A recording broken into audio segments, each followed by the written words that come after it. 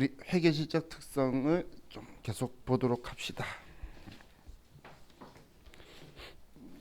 지금 32페이지에 우리 실적 특성하고 쭉 나와 있는 내용들 있죠. 그리고 33페이지에 쭉 열심히 적어 놓은 게 있는데 그거에 대한 것들을 우리 시험에 나오는 용어로 바꿔서 제가 설명을 드린 거예요. 근데 지금은 당장 인지가 외우고 안 있다 하더라도 우리 시험 때 다가와서는 그래도 이거에 대해서 한 번쯤은 읽고 들어가세요. 왜냐면 우리가 시험을 4개를 보잖아요. 그럼 4개에서 1개 나올 확률은 매우 높아요. 옛날에 단골이었기 때문에. 그래서 옛날에 제가 이쪽은 글로 보면 힘드니까 왼쪽을 이제 외우기가 편하다라고 했죠. 그래서 사람들한테 앞 글자를 따서 그냥 예피적 뭐 이렇게 외우라고 하기도 하고, 아니면 적의 목에 피가 흐른다 뭐 이렇게 해서 얘네들 외우라 그러고, 그렇게 해서 어떻게든 얘를 외우면 이 글자들이 있으면 얘 하나가 왕따일 거고, 아니면 얘 하나만 있으면 걔만 왕따일 거잖아요. 그런 방식으로 이제 기억하라고 좀 이야기를 많이 했었어요. 그럼 우리 회계 실적 특성이 우리 이제 다음 페이지 34페이지로 가서, 자, 먼저 중간에 상충관계 사례라고 적혀 있죠. 이 상충관계 사례에 대해서 먼저 보도록 할게요. 자, 우리는 회계 실적 특성은 전부 다 최대한 높일 수 있으면 제일 좋은 거예요. 다 제일 높이 쓰면 좋은데 이제 그게 잘 안 되니까 최대한 이제 상황을 봐면서 둘 다 높여야 되지, 어느 한 개라도 아예 망가지면 이 회계 정보는 이제 유용한 정보가 될 수가 없는 거예요. 자, 그럼 이 상충되는 사례를 가지고 보면, 예를 들었을 때 지금 우리 교재에 먼저 우리 재무 상태에 대해서 이야기를 해보면, 자, 우리 회사가 예를 들어 땅을 1억짜리를 샀어요. 근데 이 땅이 이제 가격이 올라서 10억이 됐다는 거예요. 그럼 그런 상황에서 우리의 재무 상태표에 얘가 투자 부동산이라고 하더라도 1억이라고 보여줘야 될 것이냐 10억이라고 보여줘야 될 것이냐, 그거예요. 자, 생각했을 때에 목적 적합성을 생각하실 때는 투자 측면에서 좀 바라보시면 돼요. 그럼 투자하는 입장에서 생각을 했을 때 이 회사가 가지고 있는 재산이 10억 정도의 재산이 있으면 그 정보를 토대로 생각을 해야 되겠죠. 근데 과거 옛날에 1억이라는 정보를 가지고 있으면 유용한 정보가 되기가 좀 어렵다는 거예요. 그래서 이 목적 적합성을 높이기 위해서는 우리가 첫 번째, 자산의 가치를 공정 가치로 보여주는 게 외부 용자한테 훨씬 더 유용한 정보가 될 수 있다는 거예요. 자, 그런데 이 신뢰성 측면에서 보면 지금 10억이라는 돈이 실제로 나한테 현금화된 게 아니죠. 뭐 예를 들어서 제가 땅이라고 말했는데 땅이 아니고 우리가 기념품인 우표나 이런 걸 가지고 있다 볼게요. 이 우표를 사올 때 예를 들어 10,000원짜리로 사왔는데 지금 이거 현재 얘가 100만 원이래. 그럼 이걸 100만 원의 가치가 있다라고 하는 거지, 이걸 진짜 팔았을 때에 100만 원을 현금화할 수 있을까요? 정말 우리 기념 우표를 아시는 분 아실 텐데 편지 보낼 때 쓰면 100원짜리는 정말 100원짜리예요. 편지 쓸 때 쓰면 그 가치를 느끼는 사람끼리 그 가치를 주고받는 거죠. 그렇기 때문에 신뢰성의 측면에서는 실제 믿을 수 있는 부분은 돈 주고 사온, 방금 땅이라 치면은 1억 말고는 믿을 수 있는 정보는 아직 없다는 거예요. 실제로 일어난 게. 그래서 과거에 일어났던 사건만 토대로 외부 용자한테 보여줘야 믿을 수 있다는 게 신뢰성 측면의 이야기예요. 그럼 얘는 역사적 원가를 사용하는 게 우리 더 신뢰성을 높일 수 있다는 말이에요. 그럼 지금 이 둘의 말이 어느 한쪽이 맞다라고 생각할 수는 없는 거죠. 근데 투자자 입장에서는 옛날에 얼마 주고 사왔대, 그래서 지금 그게 얼마짜리인데 라고 물어봐도 정보가 없다 그러면 목적 적합성은 낮아진다는 거예요. 그래서 이 두 개가 서로 상충하는 부분이에요. 또 우리 수익이나 아니면 우리 책에 있는 그 수익 인식 기준을 가지고 보면, 자, 극단적인 예를 들어 볼게요. 우리 회사가 그 건설 회사예요.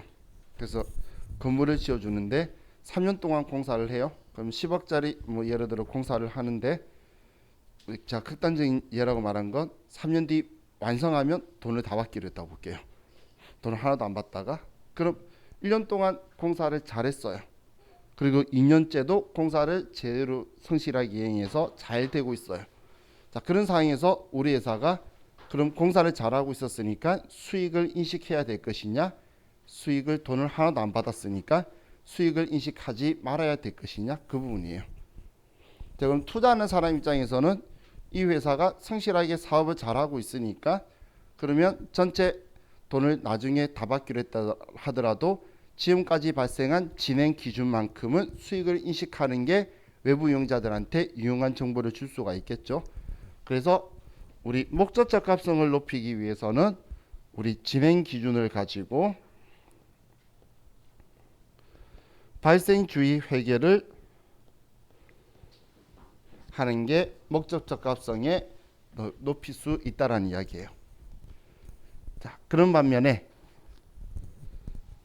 신뢰성 측면에는 자, 너가 3년 중에 2년 동안은 공사를 잘했어. 근데 마지막에 너가 완성을 못하면 어떻게 할 건데? 또 완성을 했는데 돈을 못 받는다면 어떻게 할 거야? 그러니까 진행하는 동안 받지도 않은 거 인식하지 말고 정말 완성을 하고 완성 기준으로, 그리고 이 돈을 받았을 때 수익을 인식하라는 거예요. 현금주의로. 그래야 신뢰성 측면에서는 보다 더 높게 보여줄 수, 우리 높이 신뢰성을 부각시킬 수 있다라는 거예요. 둘 다 이야기하고 싸우면 여야 대결처럼 둘 다 틀린 말 없고 나중 되면 둘 다 쓸데없는 소리 하고 있는 거예요. 그죠? 우리는 이 둘 다 높여줘야 돼요. 둘 다. 그래서 둘 다 높여줘야 되는데 만약에 시험에서 둘 다 낮다 그러면 걔는 망가진 거. 한쪽이 좀 높아질 수는 있고 한쪽이 조금 높아질 수는 있어요. 둘 다 높일 수 있다면 그 방법 써야지. 그러니까 그것도 오답일 거고. 우리가 찾을 때는 적절히 둘 다 높일 수 있는 분위기를 찾아야 돼요.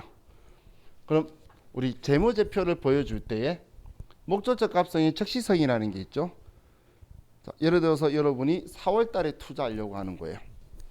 그럼 4월 달에 투자하려고 하는데 재무제표를 사실 전년도 걸 주면 조금 찝찝하죠. 근데 만약에 지금 10월 달에, 지금 우리 10월 달이죠. 맞죠? 10월 달에 투자하는데도 전년도 거 줘요. 12월 달도 전년도 거 줘요. 그러면 투자하는 사람 입장에서는 우리 투자 시점에 맞는 필요한 정보가 그때그때 생산이 안 된다는 거예요. 그래서 재무제표를 만들 때 목적적 합성에 맞춰서 할 거면 얘는 분기라든지 혹은 반기 재무제표를 작성하는 거예요. 분기나 반기 재무제표를 작성해서 외부 이용자한테 보여주면 그나마 매일은 아니지만 어느 정도는 필요한 적시성이 좀 맞아지죠. 그런데 우리 회사가 여름 상품을 파는 거야, 겨울 상품 파는 거야. 그러면 이 분기 재무제표나 반기 재무제표는 오인된 결과가 나올 수도 있겠죠. 어떨 때 시즌을 맞으면 돈 많이 벌게 나올 거고, 시즌 안 맞으면 작게 보이게 될 테니까 얘는 믿을 수 없다는 거예요. 그래서 우리 신뢰성 측면에서는 그냥 연차 재무제표를 작성하라는 거예요. 1년짜리 회계 기간으로 연차 재무제표를 작성해야 그걸 믿을 수 있다라는 거예요. 우리 책에서는 결산 재무제표 적혀 있는 게 연차 재무제표예요. 자, 그럼 여기에서 참고로 분기 재무제표라는 거는 얘는 참고인데,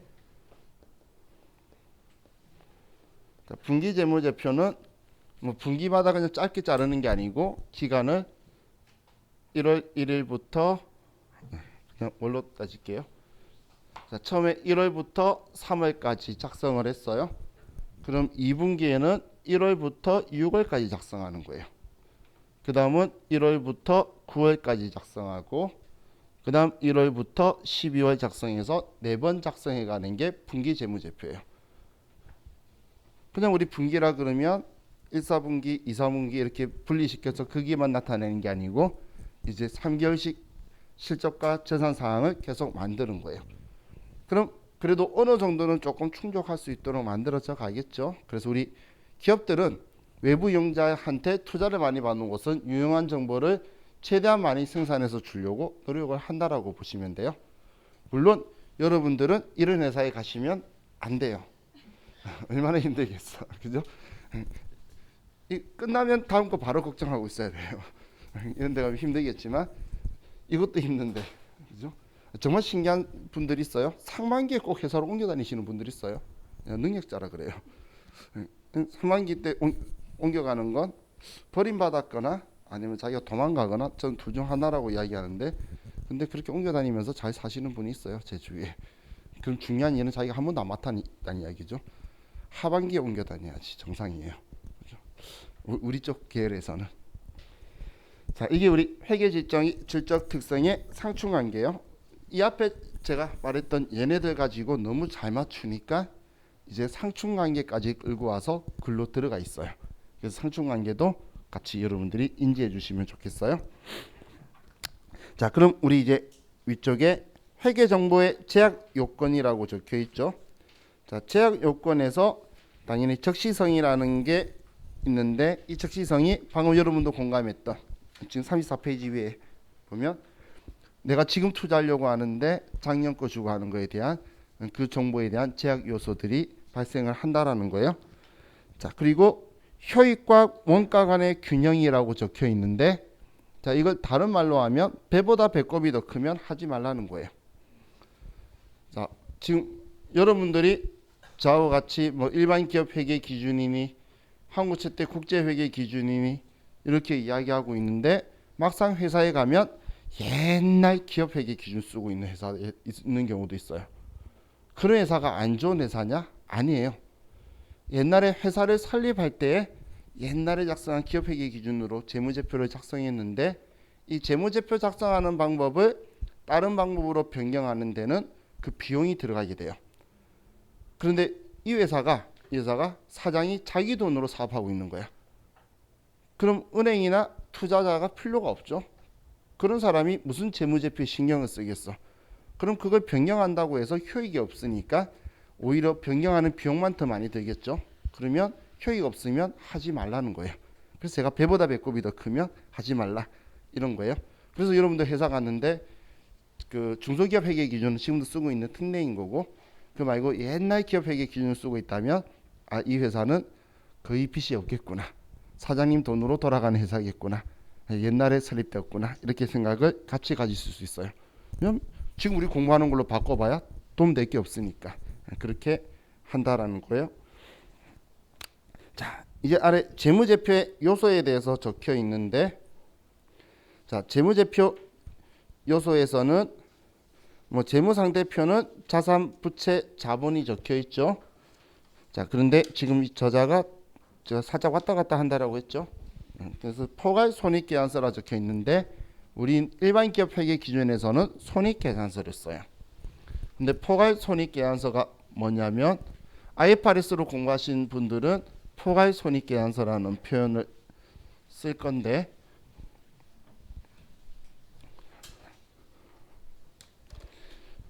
자, 우리 손익계산서라고 하는 게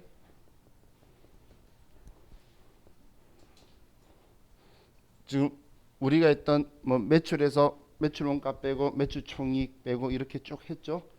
결론적으로 수익에서 비용 빼면 이게 이번 회계 기간에 일어나면 단기 순이익이다, 이렇게 내는 게 손익계산서죠.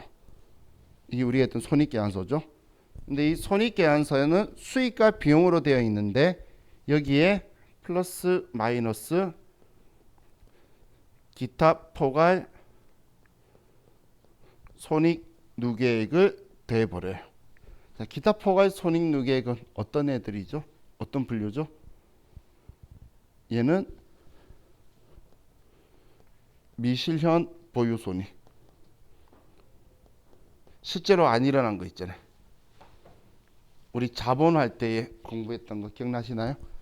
우리 유가증권 평가, 매도가는 증권 평가이 실제로 안 일어난 거니까 얘는 배당 못해서 당기순이익에 안 넣었죠.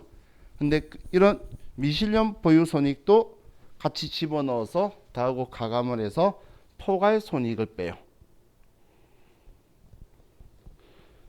근데 IFRS 쓰는 회사는 왜 포괄 손익을 쓰냐면 해외 글로벌 회사로 하는 회사들이 많죠. 그럼 글로벌 회사들은 해외 사업 환산 손익이라는 것도 내요. 걔는 실제로 아니라는 거죠. 환산만 하는 거잖아요. 환율의 변동에 따라서 기업의 가치가 계속 변하기 때문에 해외 사업 환산 손익도 다 집어넣고 해서 포괄 손익을 빼요. 이 포괄 손익까지 빼는 게 앞에 포괄자 붙여서 포괄 손익 계산서예요. 그러니까 뭐 특별한 게 아니라 기타 포괄 손익 누계액이 들어가 있다 안 들어가 있다 그런 차이로 생각하시면 돼요. 근데 이론에 전에 제가 이렇게 흘러가면서 이야기했는데 이론에 한번 나온 적은 있어요. 손익계산서와 포괄 손익계산서의 차이는 기타 포괄 손익 누계액의 차이다. 그럼 정확한 지문이 되겠죠. 그래서 어떤 건지만 알고 계시면 돼요. 근데 얘는 그럼 포괄 손익계산서라 했으면 밑에 기타 포괄 손익 누계액도 써줘야지. 그냥 수익 비용만 적어놨으니까 제가 왔다 갔다 한다라고 지금 이야기하는 거예요. 근데 IFRS에서는 이렇게 봐요. 이렇게 그냥 포괄 손익계산서 처음부터 말하고 얘 다시 집어넣어 버려요. 그런데 이제 우리 일반 기업회계 기준에서는 손익계산서로 당기순이익 가지고 주당이익만 계산하고 끝내기 때문에 저하고는 같이 이야기를 하지 않았던 거예요. 자, 다음 35페이지에 재무제표 요소의 인식과 측정이라는 건 당연히 얘는 금액으로 한다라는 이야기예요. 정확하게 우리가 금액으로 인식하고 그 가치도 금액으로 측정을 한다라는 거고, 자, 회계 관습 있죠. 자, 여기에서 보수주의라는 말을 여러분들이 또 인지하셔야 되는데, 제가 보수주의 설명했었나요? 했죠. 우리 재고자산 할 때도 이야기하고 했던 게, 우리 보수주의는 특징이 회계 기준 안에서 우리가 수익은 낮게 비용은 높게, 그래서 이익은 낮은 것처럼 기준을 벗어나면 안 되고, 자산은 낮게 부채는 높게, 그냥 느낌은 세금 작게 내고 싶어 하나 이런 오해를 할 만큼 진짜로 그러면 안 되는 거예요. 그냥 외부 이용자한테 뻥튀기해서 보여주지 말라 그 소리예요. 그냥 안정성 있게 보여줘라. 그게 보수주의 회계라고 했었죠. 자, 그리고 이제 아래 재무제표 5개 적혀 있죠. 자, 그럼 우리 이익잉여금 처분계산서 봤는데 이익잉여금 처분계산서는 재무제표인가요? 아니죠. 이익잉여금 처분계산서는 재무제표는 아니고 표현하고 싶으면 주석 속에 들어가 있는 내용이다. 이렇게 생각을 하셔야 돼요.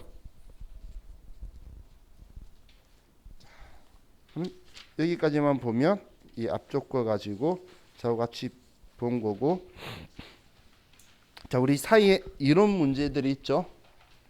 이 사이에 있는 이론 문제 때문에 여러분들 너무 고민하면서 보지 마세요.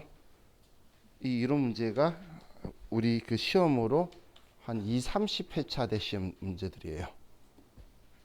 지금 우리가 볼 시험은 92회인가? 93회예요. 지금은 1년에 6번 시험인데 옛날에는 1년에 4번 시험이었어요. 정말 옛날 이야기죠. 그래서 지금 스타일이 틀려요. 근데 뭐 공부 열심히 하시고 싶어서 보시는 건 좋은데 이게 뭐야 하면서 또 무슨 이런 표현이 다 있어 이렇게 놀라실까봐 기분 안 좋으면 안 풀어보셔도 돼요. 이 사이는 아시겠죠? 제가 꼭 봐야 되는 건 보셔라고 말씀드릴 테니까.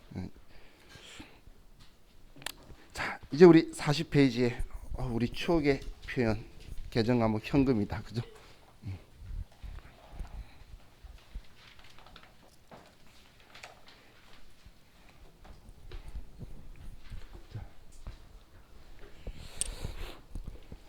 자, 현금, 예금 및 현금성 자산이라고 적혀 있네요.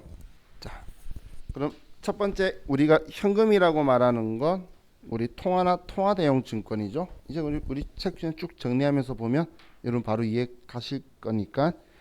그럼 통화라는 건 우리가 흔히 말하는 한국은행이 발행한 주화나 지폐를 말하는 거고, 통화 대용 증권은 통화를 대신한 용도로 사용하는 권리 증서를 통화 대용 증권, 흔히 우리가 말하는 수표들. 그럼 첫 번째 적혀 있는 게 타인 발행 수표, 동전 발행 수표는 내가 발행한 거 아니면 우리 계정 과목으로 다 현금이라고 썼죠. 그리고 자기압 수표도 우리는 즉시 은행 가면 현금 주고, 또 제가 보고 싶은데 한 번도 못 봤다는 가계 수표, 송금 수표, 그리고 여행자 수표 전부 다. 그리고 송금한 우편한 증서. 우편한 증서 본 적 있나요? 그래요? 저는 한 번 봤는데. 저도 딱 한 번 봤어요. 근데 우체국 지원도 많이 못 보나 봐. 왜냐면 제가 어릴 때에 그 18살에 신체 검사라는 걸 받아요, 남자들이. 그래서 18살에 받으면 이제 고향 친구들이 모임이 돼요. 그 병무청 가서 막 신체 검사 받는데, 근데 그 차비로 이제 우편한 증서 같은 게 날라와요. 생긴 게 수표 닮았어요. 그때 1,200원인가가 날라왔어요. 그래서 그거 우체국 가서 1,200 찾으려고 줬는데 갑자기 우체국 앞에 있는 분은 뭐라 그러죠? 우체국 아줌마라 그러니까 좀 이상해서 아무튼 그분이 저한테 10만 원을 주려고 그랬었어요. 그때 막 심장이 뛰었어요. 그분이 생긴 게 수표랑 거의 비슷하게 생겼어요. 그래서 10만 원 주려고 그러길래 막 심장이 뛰었는데 그분이 갑자기 정신이 차리더니 이게 뭐야? 그러더라고요. 그러더니 옆에 있는 사람한테 이야기하더니 1,200원 주더라고요. 그렇게 비슷하게 생겼는데 그냥 우체국 가도 이렇게 주는 그런 형식이다라고 보시면 돼요. 병무청에서 아니면 동사무소에서 준 것 같아요. 그때 기억이 안 나는데 어디 발행이라 적혀 있었는지는. 자, 그리고 대체 저금 환급 정서나 뭐 이런 건 지금 잘 안 보이는 거죠. 배당금 영수증, 그리고 공사채 만기 이자표, 국고송금 통지서, 이런 것들은 우리가 전부 다 특징이 은행 가면 바로 현금으로 만들어 주니까 우리가 만약에 이런 표현이 있다면 전부 다 분계소도 현금이라고 할 거고, 그리고 이론 시험에서도 현금 및 현금성 자산 했을 때 현금 속에 들어가니까 같이 분류가 될 거라는 거예요. 자, 다음 이제 현금 과부족 계정은 지금 설명 안 해도 되겠죠. 우리 어제 한 것 같아. 어제 계산하면서도 봤으니까 이 현금 과부족 계정 과목은 우리가 알 수 있겠죠. 근데 다시 한번 이 부분만 짚을게요. 지금 이 계정은 임시 계정이지만 우리가 보고 있는 게 당좌 자산에서 보고 있죠. 그래서 얘 자리는 차변으로 일단 정해놓고 차변되면 자기 마음대로 생길 거란 이야기예요. 생기는 건 자기 마음대로 차변되면 생기는데 얘가 인식하고 있는 위치는 지금 자산으로 분류해서 차변이에요. 그래서 현금 과부족 계정 과목이 하나도 없는데 차변에 내가 쓰게 되면 당연히 플러스로 값이 나올 건데, 현금 과부족 값이 하나도 없는데 돈이 많아서 대변에 쓰면은 장부에 자기 자리가 차변이라서 마이너스라고 들어올 거예요. 근데 얘는 평소에 마이너스 플러스가 나와도 신경 안 쓰는 이유가 기말에 얘를 제로로 딱 없애버릴 거거든. 임시 계정이라서 찾겠습니다고 하는 거니까 얘의 장부상의 자리는 차변이다. 자산에서 봤기 때문에. 그 정도만 좀 기억해 주시면 좋겠어요. 자, 다음 우리 소액 현금, 전도금. 예, 본 기억나시나요?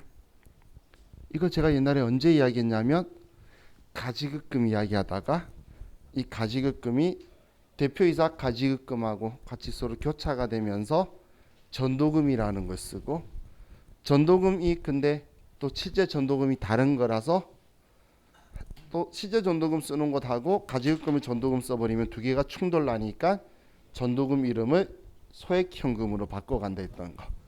그래서 심지어는 우리가 컴퓨터로 빨간색 계정 과목 되어 있는 거 전도금을 컨트롤 F2번, F1번 두 프로그램을 다르게 써가면서 계정 과목도 바꿔봤었죠. 너무 옛날 아련한 옛날의 추억이죠. 자, 그때 우리가 봤던 건데 이 소액현금 아래 보시면 정액자금선거법이 있고 부정액자금선거법이 있죠. 자, 이게 옛날 이야기라서 시험에 나오는 건 아니에요. 근데 있으니까 어떤 건지만 설명드리려고 하는 건데, 정액자금선거법은 자, 여기가 공사 현장 소장님이에요. 그러면 소장님한테 현장에 돈이 필요하면 100만 원 드릴 테니까 쓰고 본사 오실 일 있으면 영수증 주시면 다시 100만 원 채워 드릴게요. 이렇게 해서 100만 원 주는 거 있죠. 그게 정액자금선거법이에요. 그냥 얼마 맞춰놓고 두는 거. 그때 줄 때 전도금 해놨고 그런 이런 식이라는 거예요. 전도금 지금 내가 100만 원을 줘요. 그러면 지급할 때에 차변에 소액현금 100만 원이다. 이렇게 지급을 해둬요. 그랬다가 소장님이 뭐 인부들 야식이라든지 필요한 물건 좀 사면서 70만 원치 영수증을 가지고 왔어요. 그럼 70만 원치 쓴 거니까 제가 다시 70만 원 채워 드려야 되겠죠. 그러면 우리가 정산을 하면 대변에 현금으로 70만 원을 지급하고 뭐 인부들 야식을 줬죠. 그럼 굳이 이 돈을 주면서 얘를 정리할 필요 없으니까 그냥 바로 여기에 복리후생비로 70만 원을 그냥 처리해 버리는 거예요. 뭐 만드는 거면 500번이다. 그냥 마치 내가 돈 쓴 것처럼. 어차피 나는 돈 줬는데 영수증 가지고 있고 소장님한테는 100만 원 줘놨잖아. 그랬다가 나중에 끝나면 지우고 다시 이제 내가 돈 받으면 돼요. 왜 바로 복리후생비라고 정산할 때 처리하냐면, 자 보세요. 우리가 정산하는데 70만 원치 썼대. 그래서 내가 복리후생비 70만 원 썼고 이 돈 썼으니까 소액 현금 70만 원 이제 쓴 만큼 줄이고 다시 소장님한테 70만 원 채워줄 거죠. 그리고 차변에 소액 현금 70만 원 쓰면 나 혼자서 두 번 분기하고 있는 거잖아요. 어차피 소액 현금 될 거 얘 그냥 안 써버리고 그냥 돈 주면서 복리후생비라고 처리해 둔다는 거예요. 어차피 똑같은 거니까 마치 그냥 내가 돈 주고 쓴 것처럼 하고 어차피 이 돈은 100만 원 있는 거잖아요. 돈 채워줬으니까. 그래서 평소 정액자금선거법은 그냥 지출 내용만 보고 내역대로 써버리는 거예요. 그냥 100만 원 걸어놓고. 그럼 이게 좀 더 편리하겠죠. 근데 아래 부정액자금선거법은 와서 달라고 할 때마다 주는 거예요. 요즘은 이런 데 없죠. 그죠? 그래서 이런 방식들이 있구나. 이런 거요. 자, 다음 41페이지에 요구불 예금이라고 적혀 있죠. 자, 입출금이 자유로운 걸 이제 요구불 예금이라고 해요. 여러분들이 그 한 개 이상씩 가지고 있는 보통 예금 통장들 있죠. 근데 맞아, 보통 예금 통장 잘 안 만들어 준다면서요. 왜? 은행들이 이제 장사 딴 걸로 돈 벌어? 대포 통장? 옛날에도 그런 건 있었잖아. 노숙자들 그거 소주 한 10병 사주면 옛날에 신부 주신다 그랬었는데 아니었나요? 근데 대포 통장 때문에 우리 직원이 통장 만들어 갔는데 통장을 못 만들었대요. 물론 우리 학원이 이상한 짓을 했지. 신한은행 통장으로 만들어 오라 그랬대요. 왜 그런 짓을 하는지 모르겠지만. 그래서 또 직원은 열심히 우리 여기가 그 위치가 지금 우리 있는 11번 12번 출구가 강남에서 원래 제일 후진 지역이죠. 그래요. 저희 국기원이 옛날에 돈 없어서 저기 했다가 지금은 로또가 되는 거죠. 제일 안 좋은 지역, 제일 언덕 위에 국기원에서. 자, 여러분 생각해 보시면 지금 이쪽 11번, 12번 출구 사이에 은행 있는 거 보신 적 있나요? 원래 옛날부터 없었고 지금도 아직도 없어요. 이게 오르막이죠. 제 20대에 제 친구의 여자친구들이 바 같은 거 하고 싶다고 하면 여기에서 했어요. 이 오르막길에 있는 여기 이제 지하 같은 데가 쌌어요. 그때 당시에 월세 60만 원 막 이렇게 돼. 그래도 말아 먹었어요. 왜냐면 건너편으로 다 가니까. 사람들은 맨날 시티극장 뒤에서만 이렇게 만나고. 근데 지금도 여기 은행 없죠. 지금 신한은행 찾고 막 그러길래 신논현역 근처까지 가야지 있어요. 그래서 거기까지 갔는데 애가 오더니 은행 통장 안 만들어 준대. 그래서 요즘 은행들이 통장을 안 만들어 주지 이런 생각이 들더라고. 난 통장 잘 만들어 주던데. 물론 대출 받을 때만 가니까 대출 갚으라고 통장을 만들어 주는지 모르겠지만 안 만들어 준 적이 없는데.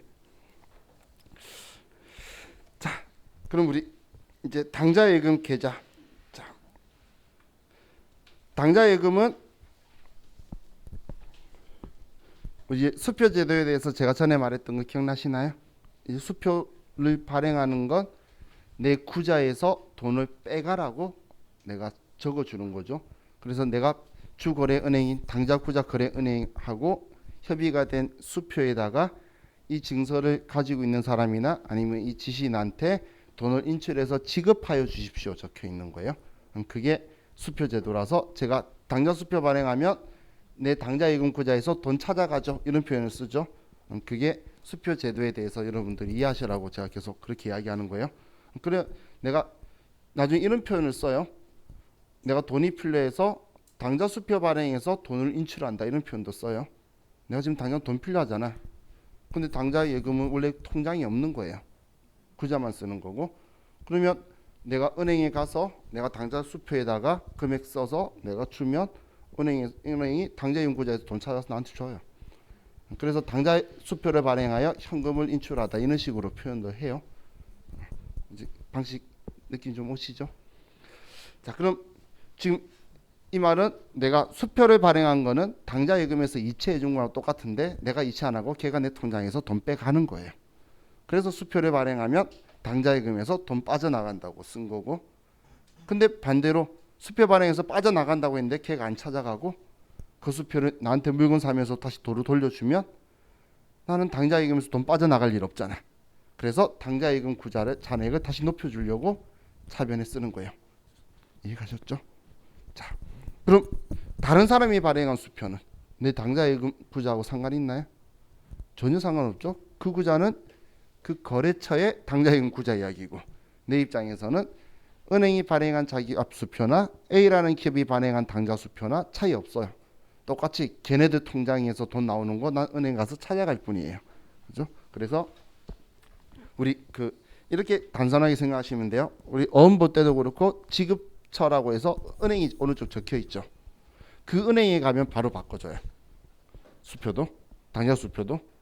근데 다른 은행에 가면 그 은행이 돈 찾아서 줘야 되니까 자기업 수표랑 똑같이 자기업 수표도 자기 은행에서 자기 통장에서 돈 빼주는 건 그날 바로 빼주는 건데, 타행 수표하면 시간 걸리는 게 거기서 찾아가지고 주는 시간이 걔네들이 환거래라고 하면서 하는 시간이 있어요. 새벽에 그걸 한번 돌리고 주기 때문에 서로 같은 금액을 서로 상계한다는, 제표한테 퉁치는 시간을 가져요.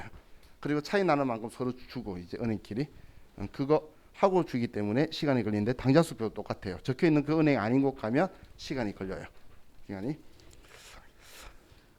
자, 다음 이제 우리 저축성 예금이라고 적혀 있죠. 우리 저축성 예금은 뭐 정기 예금이나 정기 적금이나 이런 건데 금융 상품 적혀 있죠. 이 금융 상품을 우리 뒤쪽에 나와 있는데 단기 금융 상품에서 단기 투자 자산으로 분류를 해요. 원래 얘는 왜냐면 우리 회사가 은행에서 이자 받는 게 주목적이 아니거든. 그렇기 때문에 정기 예금 이런 것들은 단기 투자 자산으로 분류할 거예요. 자, 그럼 은행 계정 조정표. 자, 은행 계정 조정표를 지금 현재 볼 수 있는 기업은 그렇게 많지는 않아요. 이 은행 계정 조정표는 우리 회사가 재무제표를 작성을 했어요. 그러면 이제 재무제표에 적혀 있는 재무상태표에 있는 보통 예금이나 당좌 예금이나 이 금액하고 우리 예금 구자에 있는 잔액하고 일치해야 되는데 일치하지 않는 경우가 있어요. 그럼 일치하지 않는 이유를 이제 적어놓고 기술하는 거예요. 그럼 우리가 알 수 있는 예가 우리가 수표를 발행했는데 그럼 내 장부에서 당좌 예금에서 1,000만 원이 나갈 거라고 써뒀겠죠. 그럼 당좌 예금 잔액은 1,000만 원이 줄어 있을 건데 12월 31일까지 그 수표 받아간 사람이 은행 가서 돈을 안 찾아간 거예요. 그럼 당좌 예금 구자에는 돈이 1,000만 원 더 많겠죠.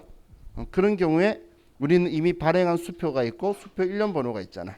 그럼 이거는 우리가 수정해야 될 게 아니고 추후 은행이 수정할 사항이다, 이렇게 기록을 해놓는 거예요. 차이 나는 이유를 밝히는 거예요.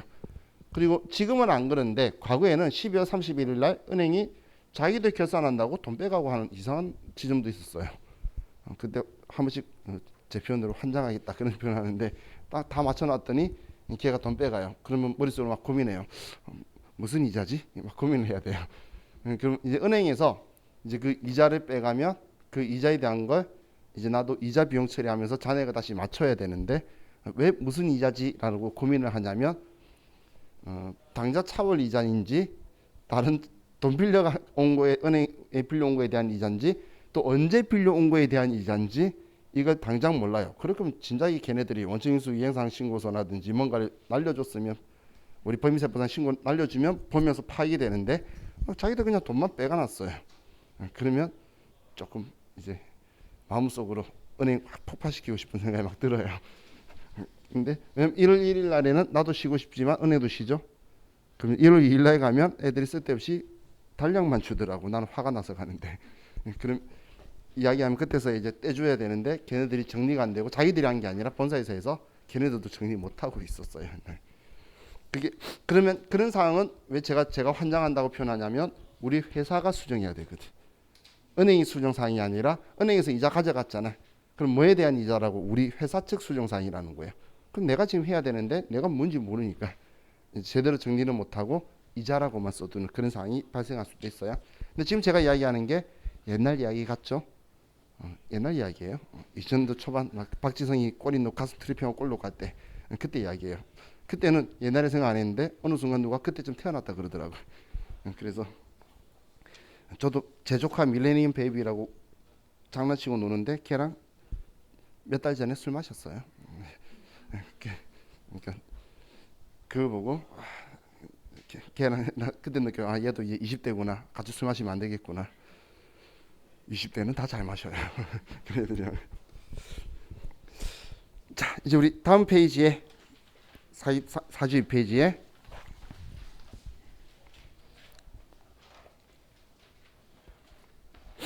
자, 현금성 자산이 있죠. 현금성 자산의 제일 중요한 키워드는 취득일 기준. 그래서 양가로 1, 2, 3, 4번 빼고는 다 보면 앞에 취득일 기준으로 3개월 이내 현금화할 수 있는 걸 우리는 현금성 자산으로 분류하는 거예요. 그럼 주의할 게 우리 결산일로부터 3개월 도래하였다. 그러면 안 된다는 이야기예요. 이제 그게 무슨 표현인지 이해가시죠? 결산되었는데 봤더니 얘가 만기가 내년 2월 달이나 이런 거야. 그러면 이걸 현금성 자산 분류하느냐? 그건 아니라는 거예요. 취득은 내 장부에 적은 날, 기록한 날로부터 3개월 이내에 현금화할 수 있으면 우리는 그걸 현금성 자산으로 분류하고 우리 네 번째 끝에 사용에 제약이 있으면 안 돼요. 만약에 사용에 제한이 있다면 그건 투자 자산인 거예요. 자, 그럼 돌발 질문. 사용에 제한이 있는 거치성 예금을 일컫는 계정 과목은 뭘까요? 이상하게 들어본 적 있는 표현 같죠? 그죠? 뭐 할 때 제가 그 이야기를 했었을까요?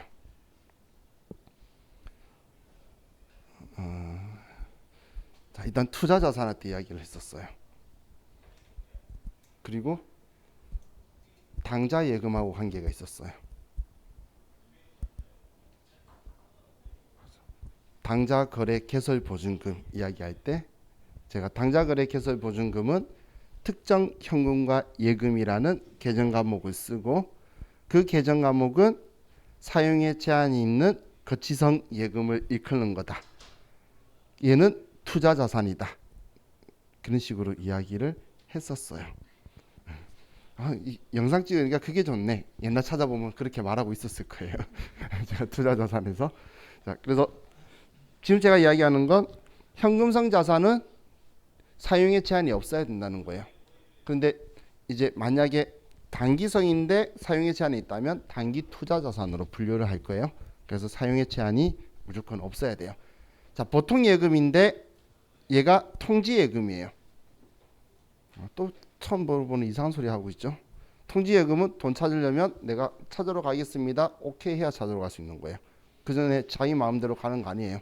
그런 거는 요구불 예금이 아니죠. 그런 건 우리 현금성 자산으로 분류가 안 되는 거예요. 그럼 그런 거는 이제 빼고 나머지 자유로운 요구불 예금이라든지 이런 거는 현금성 자산이니까 계정 과목으로는 별다른 제약이 없이 보통 예금과 당좌 예금은 현금성 자산으로 분류될 거예요.